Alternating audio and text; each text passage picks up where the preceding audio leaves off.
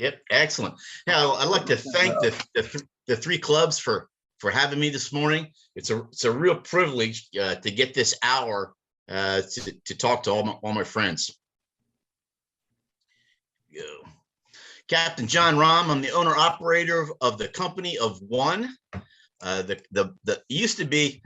I used to tell folks that I build confidence and proficiency and all that, but lately I think that the company motto is making new friends and helping people enjoy their boats. So that's what I do as a company of one. Chat in with questions. Wife Julie is over my shoulder to keep an eye on that. Special thanks for Sharon for having the account. I think it costs her money, and that's much appreciated. And Chuck, who does a lot of work in collecting the email and sending out the links and whatnot. So anyway, this is the first seminar that we've tried to do on docking. A little unusual, so I'm asking for some patience. This is the credibility slide that I put in all of these. I was going to leave this out, but I put it back in this morning. Couldn't help myself. But the reason why I put it back in was, the boats don't know any of this. That the boat doesn't matter to the boat that I have 2 master's degrees and then I'm a certified captain or whatnot.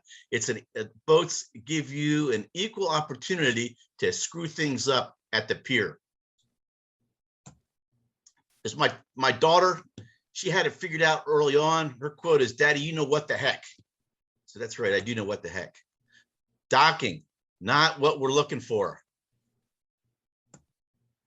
So the agenda, I'm gonna tell you what I'm gonna tell you, then I'm gonna tell you, and then I'm gonna tell you what I told you. So this morning I'm gonna talk a little bit about philosophy, and then the intent, some rules for undocking, the 2 methods that I use, the rules for docking, which are quite like the rules for undocking.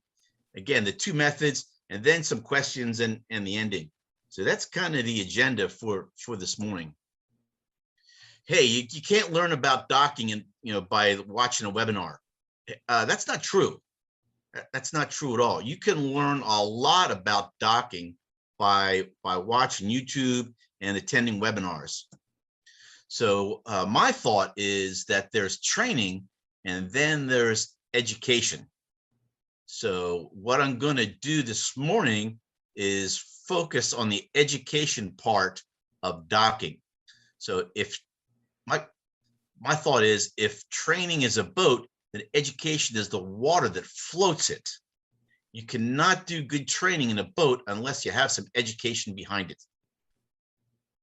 And that's kind of my philosophy this morning.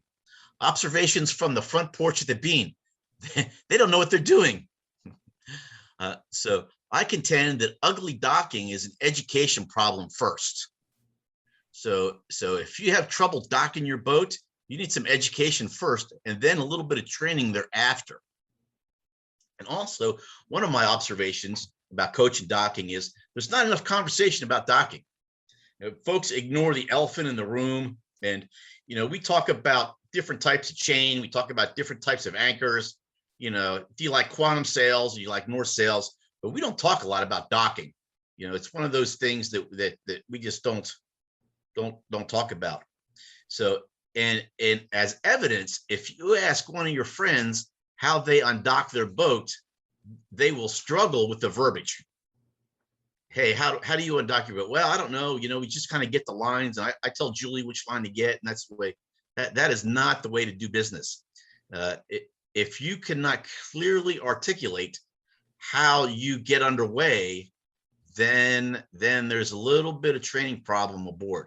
You should be able to clearly express in words the process by which you undock or dock your boat. So I'm going to try to remedy that this morning. So there's education, training. I'm beating the dead horse. Training is kind of learning how your boat handles. It's kinetic. And then training is kind of applying the education that you learned. And if you don't know a bunch of techniques, well, then maybe you need some education and some training behind it. And again, I repeat, if training is a boat, then it's the education that floats it. So my intent this morning is to to pitch a process so that you do it the same way every time, no matter where you are. If you're at the town dock, you're down in Beaufort, you're at one of the marinas, doesn't matter. No matter what the wind is, no matter what the current is, or what lines you have off the boat, if you do it the same way every time, that will serve you well. So my intent is to pitch the process. So the first thing you have to do, again, I'm going to talk about undocking first, is set your slip up for success. I often go to a marina where the lines are not set up to facilitate the docking or undocking. First off, you need two sets of lines. You need a set that stay on the boat that you travel with, and one that stays on the pier. Folks try to take their dock lines with them when they leave. If you're coming back to the same spot every time, leave those lines there. Don't take them with. You're just making it hard on yourself. So you want to stack everything in your favor at your slip before you come and go. One conversation I have with owners is ends versus bitter ends. I choose my words carefully. I like the ends on the pier and the ends without the eyes on the boat. That's what I prefer. I like the slack on the boat, the spare line on the boat, because when you untie the boat, you can position those lines to make it easy when you return. And also, if the boat is tied up tightly, the line handlers struggle with getting the ends off the cleats. So I like the bitter ends on the boat. However, the dock masters here in town don't like it that way. They like the ends on the boat so they can adjust your lines and not step on your boat. So I'm sympathetic to that cause, and I appreciate them doing that service. So there are some marinas in town that I believe that's set up in the lease, the contract. Hey, owner, you will keep the ends on the boat and the bitter ends on the pier so the dock masters can adjust your lines. If that's the case, I'm saying cut off the ends. Yes, cut them off. Don't have ends. So that way, the dock masters can adjust the bitter ends from the pier, and you don't have the end on the boat, and you get some additional slack to set up the lines for your return. But if you do it that way, you must mark your lines where they get cleated on the boat. So if I go to an owner's boat and the lines aren't marked, what I'll do is I'll take a piece of electrical tape and mark them. But the electrical tape lasts about a month. The best way to mark these lines, I've found, is to take a piece of colored line and weave it into the jacket of the line. That way you know where the line gets cleated off, because again, the end is going to be on the pier. So if you do have the bitter ends on the boat, make sure the lines are marked, because that'll set the position of the boat in the slip and between the pilings. If you return to your slip and the lines aren't marked, then it's a big struggle. Are we too far forward? Are we back? Are we to the side? But if you mark those lines, bam, you can get them cleated even before the boat is in position. And then the line handler can move on to the next line. They're not waiting for the boat to get in perfect position, to get it cleated off. So I like the lines marked where they get cleated off. And again, the last thing I wanted to mention on this slide is, if you have a lot of slack aboard, oh yeah, Captain John, I don't like a lot of slack on the boat. It gathers dust on the deck. I got to hank it up. It's that's a small price to pay, I think, to be able to stretch that line out, hang it on a piling, to make it easy when you come back. So I like slack aboard the boat to make it easier for the line handlers when you return. So the first thing I do when I go to an owner's boat, I'm going to Northwest Creek Marina this afternoon from 1 to 4. I'm going to be sailing out of there. The first thing I'm going to do when I get to that slip this afternoon is to set up the lines to make it as easy as possible to come and go. Again, the going and coming must go well. If you get a bad start out of the slip, it's hard to recover from that and have a nice day. Same thing, have a great afternoon sail and a great day sailing, you come back and it doesn't go well docking. it could spoil the day. So the going and coming must go well. And the first thing is you got to set your slip up for success and stack everything in your favor. Okay, here are the rules for undocking. Be kind to yourselves. The most important rule. Some of this is just plain ugly. You know, the wind's 90 degrees off. Guess what? You're probably going to rub something on the way out. That's why they put rub rails on these boats. So be kind to yourself. That's the most important rule. Stuff happens. So I like the human with the least upper body strength to drive the boat. Yes, there I've said it. Most times it's the female aboard. The best docking occurs when the female drives the boat and the human with the most upper body strength works the lines. So the helms person is also in charge of the event. So you cannot be in charge if you are working the lines, because you've got your head down on the boat. You don't know if the boat's drifting aft or right, whatever. So I tell my new friends, hey, if you're a type A male and have to control everything on the boat, you might as well drive, and then let your wife do the lines. But I choose my words carefully, and so I like the human with the least upper body strength to drive the boat. But if it doesn't happen that way, no big deal. You just have to be a little more patient for the less strong line handler to get the lines where they need to be. I don't like the helms person to help with the lines. Somebody's got to be watching the big picture.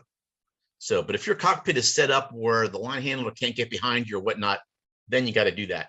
But you have to be proficient enough to kind of control the boat while the lines are coming off and help at the same time. But I choose my words carefully, I don't like the helms person to help with the lines.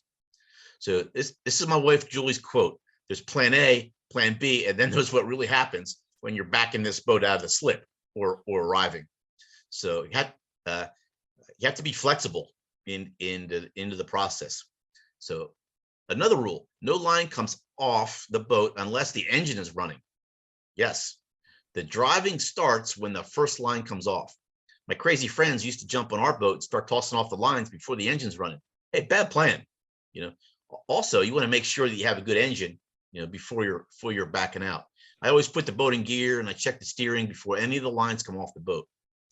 And again, I have an aviation background, so I'm wedded to checklists. So I have a post-start checklist that I do before any of the lines come off. Is the boat pole above? Where are the binoculars? All that stuff.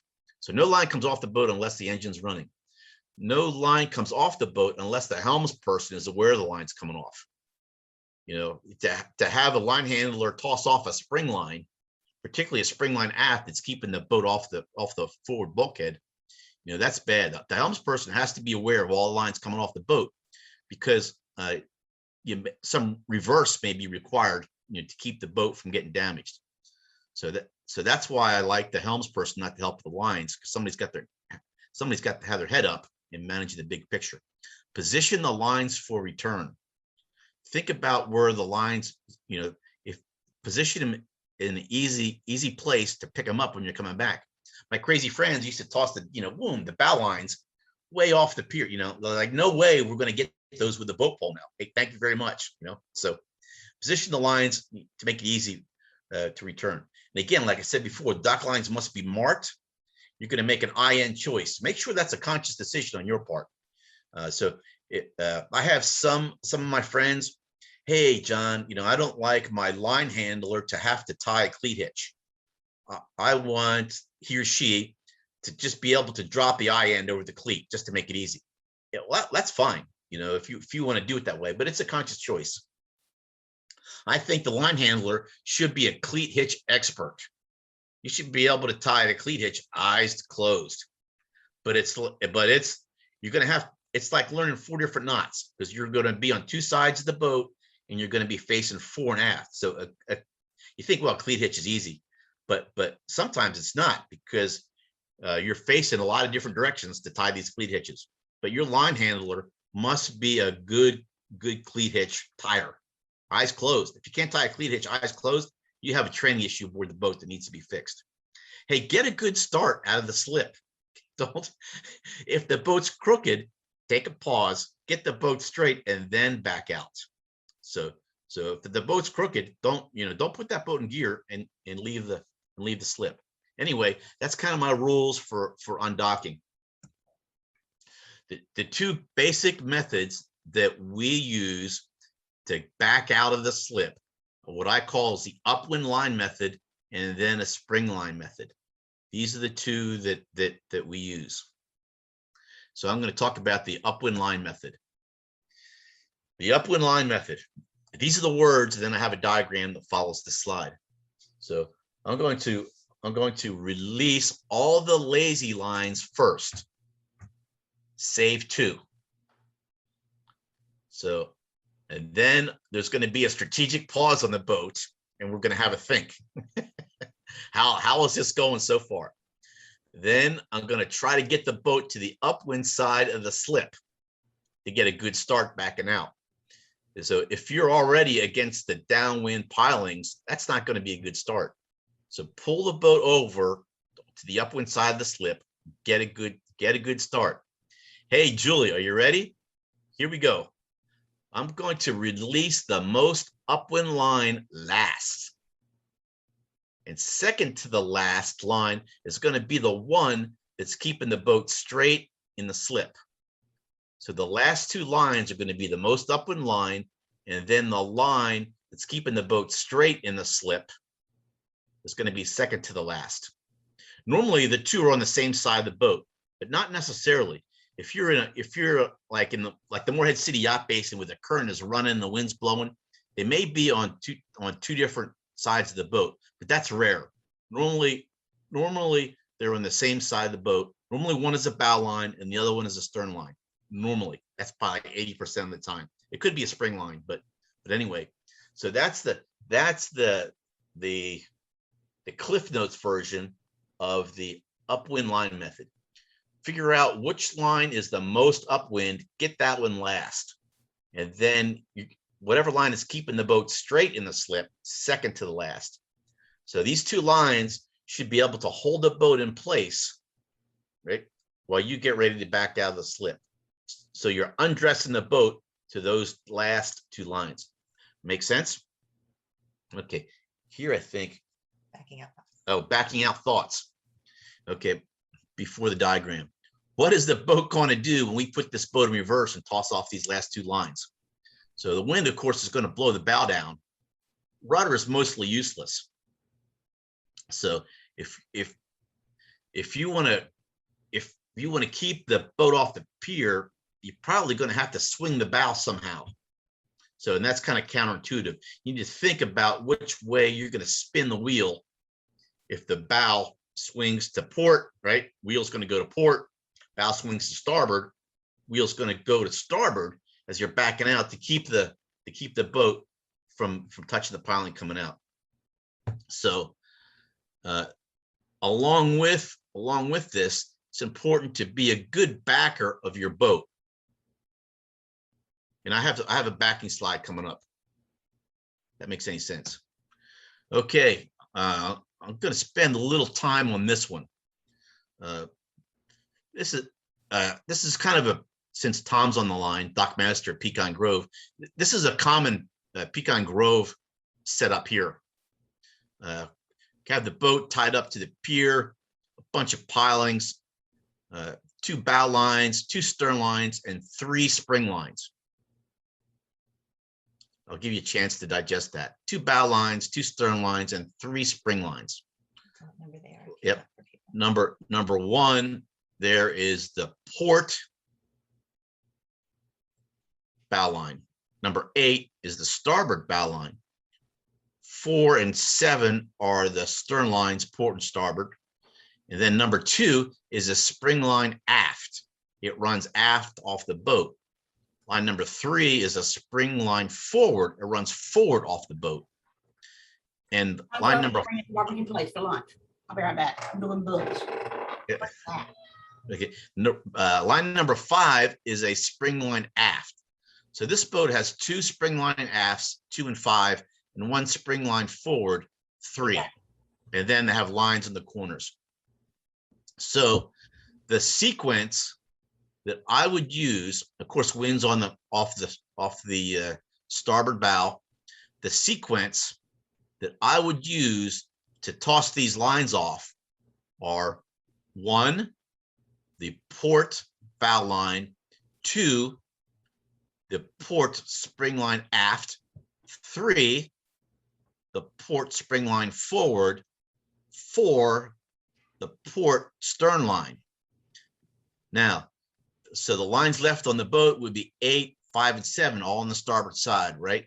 I would probably get line number 5, the spring line, because remember, the engine's running, Julie's at the helm. That spring line aft keeps the boat from going forward. That's what we have the transmission for. So if the boat drifts forward, Julie's going to drop that transmission in reverse and keep it off the forward bulkhead. Then the line that's keeping the boat straight in the slip is going to be number 7. That's second to the last. And the last line I'm going to release is the most upwind line, which is number 8. So that's my thinking. That's my thinking of the most upwind line method. And that's the sequence that we would go through. If I gave my wife, Julie, a written test, she would get this sequence exactly right. So that's what I mean by the process. No matter where we are, or no matter which way the wind is blowing, we would get that most upwind line last. So she would get all these numbers in sequence right, because this is how this is how we've done it for years. Now I've put that line 5 in red. I'm not going to toss that on the pier. I may tie line number 5 to the starboard winch. That's exactly right, the starboard winch. So when line 8 is released and the boat is free, we can walk that line forward as the boat's backing out and keep it from drifting downwind. So what exactly? So we're gonna walk as the boat's backing out. The line handler is going to pick up line number 5 and walk it forward to keep that boat from drifting downwind. Walk it out. So don't just necessarily toss those lines on the pier. You may be able to kind of keep those loose lines on the boat and help the cause if the wind is backing out. So I'm walking line number 5 forward as the boat is backing out. So this is kind of a common the common situation I see a lot at a lot of the marinas. So here we go. What about if the wind's from the other direction? Okay, here we go. Same deal. Again, my wife, Julie, she would get this sequence exactly right. She knows how we do it. I'm going to get the starboard bow line first. I'm going to get that spring line number 2 second, that spring line aft on the starboard side second. 3 is I'm going to get the starboard stern line. I'm going to go over and get that on the port side, the spring line forward, number 4. And then I'm going to get number 5, that spring line aft that's coming off the port bow. The last 2 lines on the boat are going to be 6 and 7.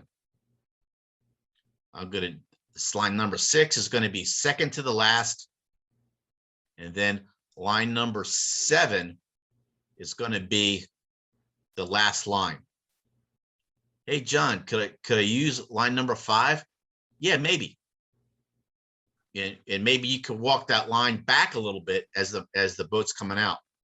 So again, but at the very least, you've thought about this, and your line handlers, there's plan A, plan B, then there's what really happens.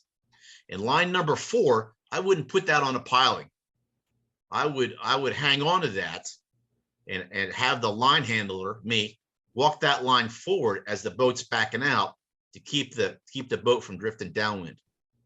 And again, I would tighten lines 7 and 6 to keep the boat on the upwind side of the slip. If you're already against the catwalk there in the starboard side, then you're going to rub going out, no big deal. But if you can get a good start, it'll go better. And again, fend off. everybody's got to help the cause. So again, and this is not gospel. The sequence is not gospel. You could hang on to number 4, and then maybe try to walk that line forward. But at the very least, the team has thought about the sequence of the lines ahead of time before they come off, and nobody's surprised by which line is coming off. Hey, John, how about we get number 4 second to the last? Okay, yeah, that'll work. Probably keeping the boat straight and slip, so we'll release number 6. And again, if line number 6 has enough slack, I'm going to stretch that forward and put it on that amidships piling. If number 6 has an eye end,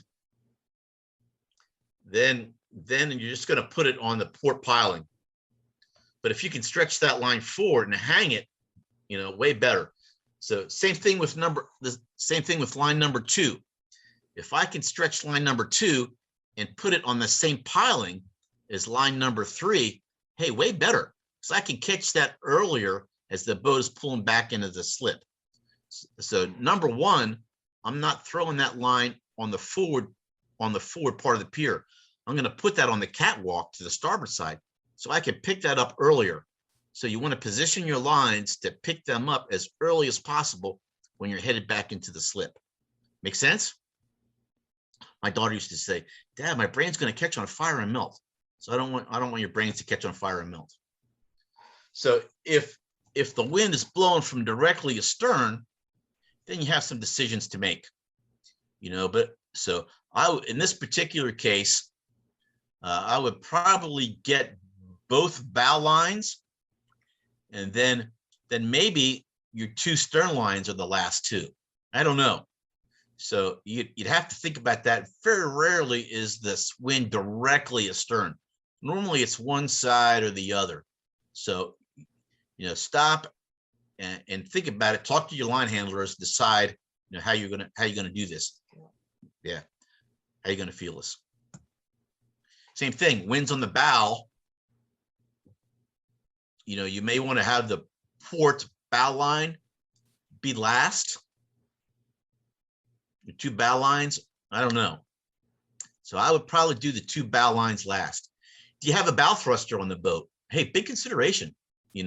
Bow thrusters cure a lot of evil, so can be very helpful. And if you have a bow thruster on board, you have I think some more flexibility on which lines you're tossing, the sequence of what lines you're tossing, because you can control the bow, of course, with the bow thruster. Makes sense. But at the very least, you've thought about this in a disciplined and methodical manner. Here's the second method that we use to leave the slip. It's a spring line method, and what we're going to do is throw off all the lines, save a spring line aft, and we're going to motor forward on that spring line aft and get the boat pinned against the catwalk. So say what, John? Yes.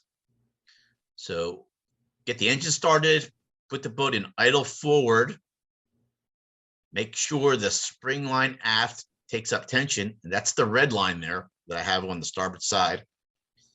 And then you're gonna get all the other lines, save one. Make sure you have fenders, because the boat's gonna be against the catwalk. And then you're just, put the boat in reverse, and then you're going to toss off that spring line. So I get some more words about spring lines coming up, but I like this method for wharf slips where you don't have a bulkhead in front of you, or outside pilings like that. So the geometry of this is, when the boat is in forward, the spring line is preventing that boat from going forward, and it's going to walk the boat over to starboard and pin it against the pier. If that makes any sense. So Julie knows that when we're coming aboard a wharf slip, the first line I went off the boat is a spring line aft. And I got some words coming up with that. Make sense? Makes sense. Okay. Backing. Some more words about backing. When I coach backing a sailboat, your head wheel, and stern all point the same direction. Folks get themselves in trouble when they're backing a sailboat, when they're looking one way and spinning the wheel the other. When I coach backing, that is forbidden. If you want the stern to go to starboard, your head and wheel must go to starboard. If you want the stern to go to port, your head and wheel must go to port. So all three go the same direction. And you get yourself in trouble when you're looking one way and spinning the wheel the other. So you must not lose control of the bow. So 80% of your tension when you're backing a boat is on the bow. You're only 20% aft. You must not lose control of the bow when you're backing the boat. Small corrections early on. Don't lose control of the bow. And I lost the letter. Don't let the bow wing. Don't let the bow swing. Don't lose control. Small corrections early and anticipate what's going on. And carve some time out of your day and practice backing. So, hey, John, I have a lot of prop walk on my boat, and backing's a pain in the neck. Yeah, yes. When I was ASA instructor, we had an Endeavor 32, and the prop walk was horrendous. To back the boat into the slip, we would position the boat 90 degrees off, put it in reverse, and the prop walk would just pull the boat 90 degrees right back into the slip. It was like an auto dock. The prop walk was so bad it was like an auto docking feature. I don't want to run down the prop walk rabbit hole. But if you get a little speed and get the transmission into neutral, all that stops. The prop walk stops. So if you have a lot of prop walk, get the boat into neutral, get some speed, get some neutral, or once you're fast enough, the rudder will overcome the effects of prop walk. And also, if you know that the boat's going to walk to port, don't start straight, start crooked. Position the boat. If you're going to back it, if you're going to back down the fairway, park the boat crooked, then put it in reverse. Because by the time the boat builds up speed, you'll have enough rudder authority to overcome the prop walk. So don't start straight, start crooked. And anticipate what the boat's going to go. You should already know. You should already be thinking about the wind when you're doing this. Okay, we're down in Miami Beach. Julie and I are parked behind a 135 footer, full-time crew of 5 on this 135 footer. People looked at us like we floated in there on a raft. But anyway, I can't get out. There is just no way. This boat's like 30 feet on the beam, and we're wedged in there between these two big cruisers. So, hey, no problem at all. We're going to do a spring line forward. We're going to put a bunch of fenders, and we're going to put the boat in reverse. And that's going to swing the bow way out, and then we're going to be on our way. So, again, if you have good education and some technique in your toolbox with regard to spring lines, it can be very helpful. And this is one good technique. At River Dunes, for instance, wind's blowing onto the fuel dock there all the time, and boats get pinned on that fuel dock. They can't get off. So this is a good technique at River Dunes when the wind is blowing you onto the fuel dock. Put a bunch of fenders in there, spring line forward, and then you're backing up against that. Now you could do this with the spring line aft, but it doesn't swing the bow as much. So let me see what else. Yes. Hey, John, how do you recover the line? Well, we don't cleat the line on the pier. What we do is we put the eye end on the boat, bring it onto the pier, one wrap, and then bitter end back. So then all you're doing is uncleating it and then pulling it off the pier, and that's how you take your lines with you. You don't want to leave your lines, of course. So just get a wrap around the piling, bring the line back aboard, and then you're just tossing it and pulling it, as you know, once you're backing out. Check the questions. So we'll get 2 chat questions. How do you retrieve the spring line? Hey, nice. Yeah, exactly. We just wrap it, just like I mentioned before. Eye end on the boat, then you're taking one wrap around the piling and then back. A final thought about departing the slip. Learn from experience. Check behind you. Don't get so focused on your technique that you forget to check the traffic in the fairway. Oh yeah. Hey, absolutely. When I'm pulling into a marina, I'm looking for water pumping at the back of the boat, any activity on deck, because folks get busy with their lines, and they fail to look behind you, or it takes them a while to get out of the slip. It takes a couple minutes, and then traffic shows up you didn't see before. And I would like to ask a question. Go ahead. Julie wants to ask a question.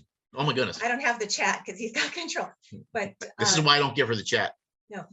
are you going to speak about when you're going to another marina where there are dock masters that would like to tell you how to throw the lines if you're the line helm, the line worker, when there's a conflict between what the person at the helm is saying and the dock master or dock hand at the marina that you're transiting? Yeah, let me talk about that in the next slide, because Okay. I got another one. Okay, Here we go. I got another question. Oh, another question. Okay. Do you use the horn bell when undocking or reversing? No. No, I don't. Around here, the only time we use the horn and bell is at Minnesota Beach, Wayfarers Cove, because it's really narrow in there and coming out. But normally I don't use that. But of course, 3 bells operating in stern propulsion. You could.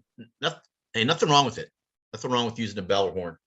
Sometimes the ferry will use them too. At the ferry landings, you'll get 3 blasts. Ferry's backing out of the landing.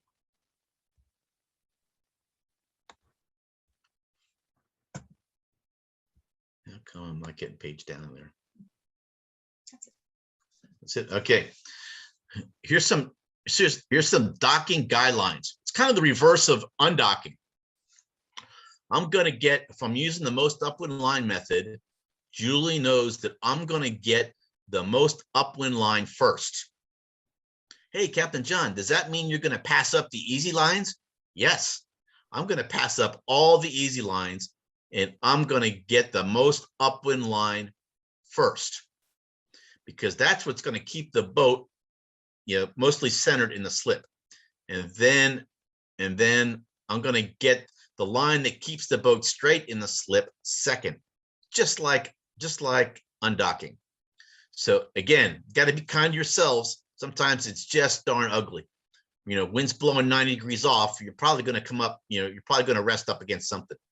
Again, I like the human with the least upper body strength to drive the boat. The helms person is in charge of the docking. And if you're a type A male, or female that wants to control the situation, you might as well drive. So, and again, I don't like the helms person to do the lines. And again, there's plan A, plan B, and then there's what really happens. So what about currents? That's a good question from Mary. So I treat current just like wind. And so it's kind of all the same to me. So I'm looking at the current at the pilings. I'm looking at the wind, and the aggregate of that is what's the sum of that is what's gonna make the boat move. So normally the last 2 lines are going to be on the same side of the boat. But again, like I mentioned, like that Morehead City Yacht Basin, where the current runs through that marina out on the end, sometimes that's not necessarily true. I'm hoping that answers your question, Mary. It's about feeling the boat and the current and the wind, feeling it. Yeah. And then thinking. Here's the general guidelines for docking. Get the boat between the pilings, get the boat stopped, and then get the lines. 3-step process. Get the boat between the pilings, get the boat stopped, get the dock lines. The helms person is going to get the boat stopped with the transmission. Don't count on the lines. Yeah. Hey, John, quick, get that line tied. I'm going to run into the pier. No, use the transmission to stop the boat between the pilings. Again, if you're using the upwind line method, get the most upwind line first so the boat doesn't drift out from between the pilings. Again, get that line that keeps the boat straight second. So you need to get the line and keep the boat, the driving is still happening. Just because it's between the pilings does not mean that the driving has stopped. If the boat's too far aft, a little forward. Boat's too far forward, a little reverse in the throttle. So the helms person has to realize that the driving doesn't start once you're between the pilings. So some docking others. Uh-oh, another, here we go, chatting in. Uh-oh, hang on, I got it. Fat fingers. Could you talk a little bit about single-handed docking? Yeah, here we go. I'll talk a little bit about that, Mike. Hang on with that one. So you need some straightaway for alignment. If you're like turning right in, so some straightaway is nice. So it gives you a little chance on the how goes it. But if it's windly, a nice, good spelling, John. If it's windly, maybe you need less straightaway. Again, where the boat is pointed may not be where the boat is going. So again, a Mort City Yacht Basin, we backed out of there one time, current's running. The boat's at a 45-degree angle, backing out of the fairway. So Heavy full keel though. Heavy full keel boat, in the current, 45 degrees coming out, backing out of the fairway. So again, where the boat's pointed, it may not be where it's going. So you don't want to be too fast. Hey, Captain John, how fast should I go? Only as fast as you want to hit something, right? Or you don't want to be too slow because then you lose control of the boat. You want it to be just right. Again, that's where the technique comes in.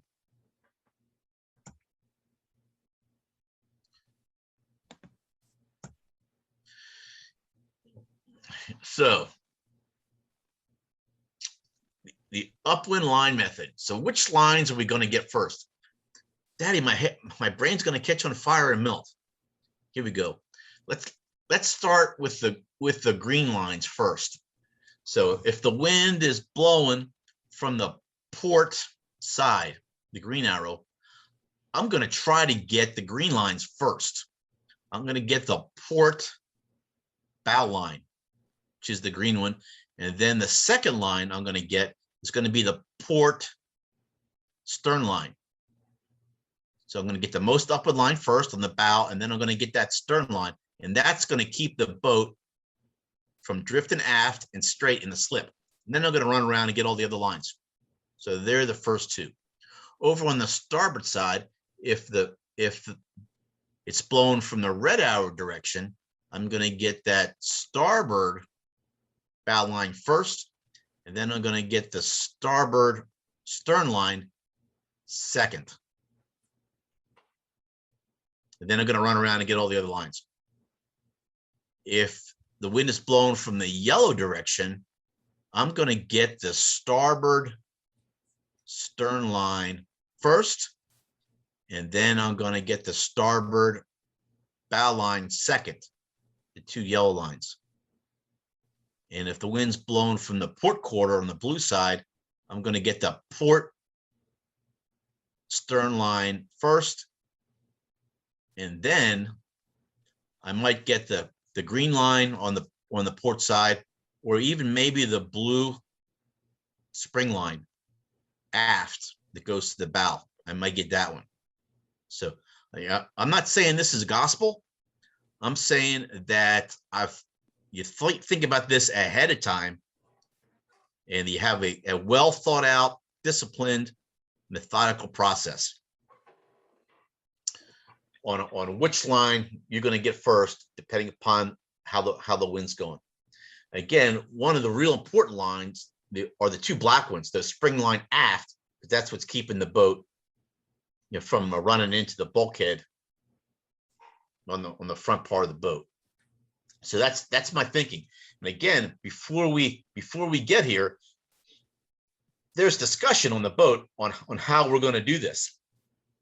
Hey, Julie, what do you think? Oh, wow, the wind's blowing from the green direction, so we're going to get the port bow line first. Then I'm going to try to grab that stern line first. Does that mean I'm going to pass up all the spring lines? Yes. Now, if I could grab the green stern line coming in, I'm going to try to place that on a boat and then get the bow line. So I didn't really lie to you. The truth changed. So if you can get that stern line and not jeopardize the port bow line, hey, grab that thing going by. You know, you may be able to get it, but if it's too hard, then just let it go. Just let it go. Again, boat poles. We had 2 boat poles on the boat, the longest boat pole that's available for sale. Yes. Hence is why you need the person with the upper body strength when it's out to, level 3 and the line is high and you're going Yeah. above your head. It takes a lot of strength. Yeah, I recommend, my unsolicited recommendation on boat poles is you need a triple extender, get the longest one you can buy and have 2, one on each side of the boat. Because typically that boat pole is going to be, when we had one boat pole, it was always on the wrong side of the boat, no matter what. It's like Murphy's Law. So that's my unsolicited recommendation. Any issue with using an upwind midship line to get on the dock? Yep, I'm coming to that, Marshall. Yep, I'm coming to that.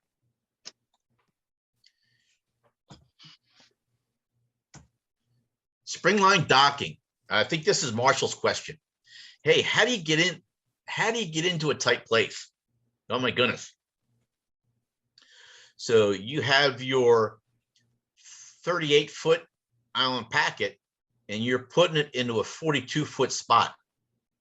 The dock masters expect you to be able to do this. So here's how we would do it.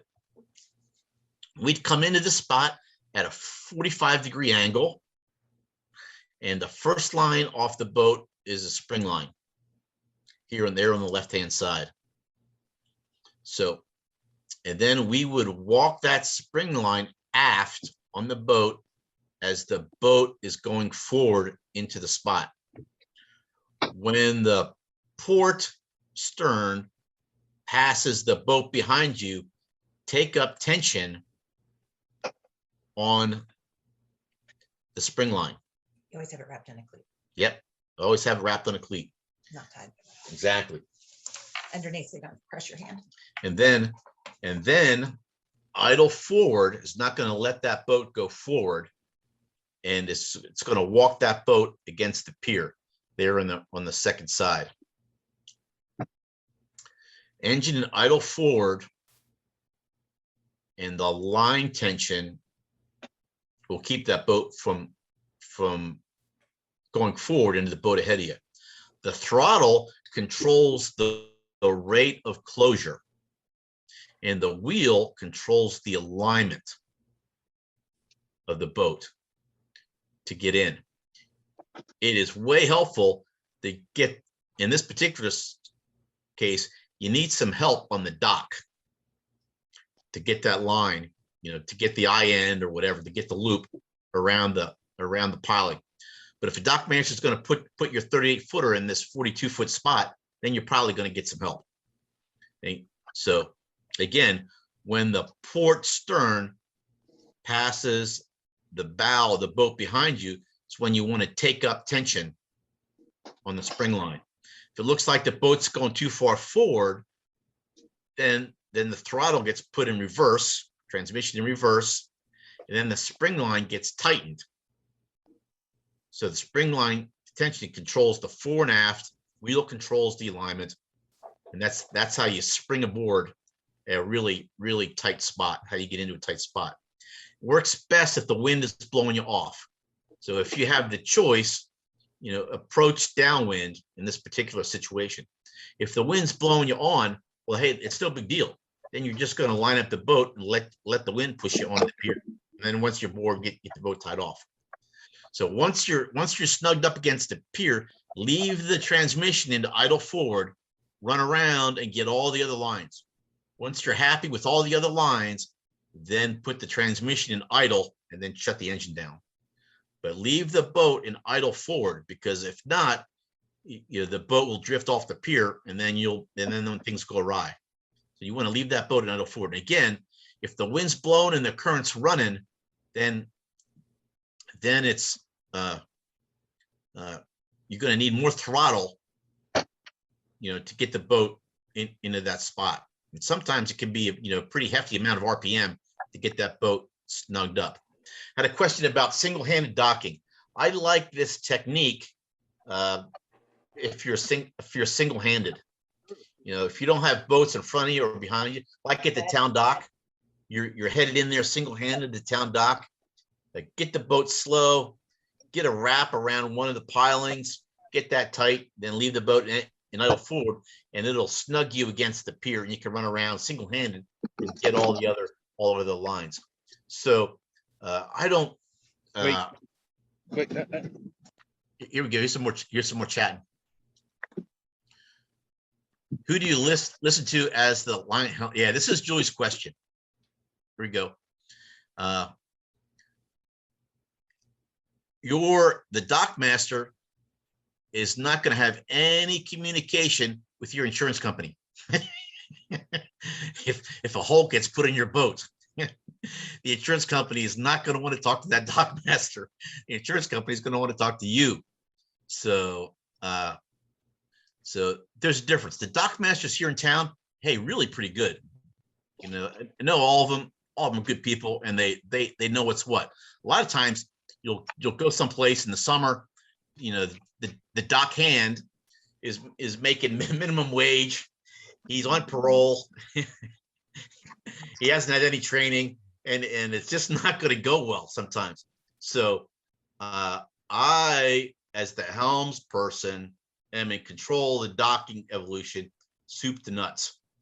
And I will be unpleasant with some dock hands that have a different plan than me.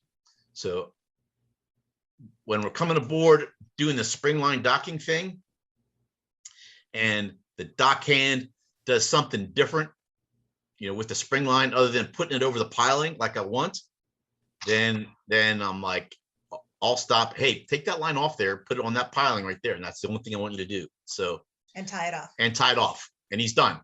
So I like the spring line docking because when I give the eye end to the dock hand, he can only do one thing, and that's put it on the cleat or the piling, and then he's done. And you're at your own thing. But if he does something different, then you got to yell at him.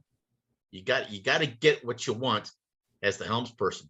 Helms person is in charge of the docking situation. One time down in Charleston, I'll tell this story. One time down in Charleston, Julie tells the hand, hey, put that on the cleat, put the eye end on the cleat, because we're doing this spring line method. And he did something different, and Julie just lit him up. Oh, brought tears to my eyes. It was wonderful. He started to walk the line down the pier or do whatever, and she lit him up. And he dug in and turned right around and put that eye end right on the cleat like we wanted, and we sprung aboard. And it was a beautiful thing. Brought tears to my eye. I was so proud of her. She dug in, just chewed his ass. It was wonderful. You just have to speak with confidence. Yeah, and they will do it. Speak with confidence. Ultimately, you're responsible to your insurance company, not that dock hand. So same thing. If you're getting help at the town dock, folks like to help one another. You have the plan. Hey, put the spring line, put that spring line over the piling right there. Then most folks will go, okay, they'll do what they're told. Or hey, if you're coming back to the dock, hey, toss me the starboard bow line. If that's the one that's most upwind, you're getting help. Hey, toss me the starboard bow line. So you're in control of the process as the helms person. So at what point do you run the lines through the scupper to the cleat? Oh yeah, way hard. I don't know. Good question by Becky. If things are going well and you have time to get the lines, like through the tow rail, through a hole and back onto the cleat, then do it right away. But if it's blowy, the current's running, things are not going well, I wouldn't worry about putting the lines to the scupper. I just get the boat tied off, and you can get that later. So, and again, it may take two of you to hold the boat in place while you thread the line through the scupper. But so if it's going well, I would do it right away. And if not, I would wait and do it later. So anyway, that's kind of spring line docking. And again, I like this technique single-handed. I like this technique single-handed. If you have help, and if not, maybe you can get the boat. If there's nobody in front or behind you, like at the town dock, get a wrap around a piling, get it tied off. Or if you're single-handing your boat out of a marina, hopefully you've laid the lines in such a position where you can get that most upwind line first and tie it off. And again, if you're single-handed all the time, maybe you want to stretch some lines, between the pilings to help the cause. I see that a lot at the Pecan Grove in particular. There's a lot of lines between the boats. Hey, very helpful in some instances, and you can hang the lines on them for your return, or it may keep you off another boat. So that's my thoughts on single-handed. Here we go. Our island packet did not do spring lines very well. It was very beamy, and the amidships cleat was too far forward. So when we put the boat, if we tied a spring line aft to the amidships cleat, it would go bow in all the time because the boat was too beamy and the cleat was too far forward. So what we did was we used the winch. Yes, we put the spring line on the winch. It would be about the green, that green dot. And the more aft you can get that point, that pivot point, the better the boat springs. We didn't leave it there on the No, we didn't leave it there, of course. We just use it to get aboard, then we use the cleats. But if you're getting aboard and your boat doesn't spring very well, you could use a cleat very gently to get the boat aboard. And also, if you're in a tight space, you can tighten it up. You can tighten that spring line up as you're working your way in to the wharf slip, if that makes any sense.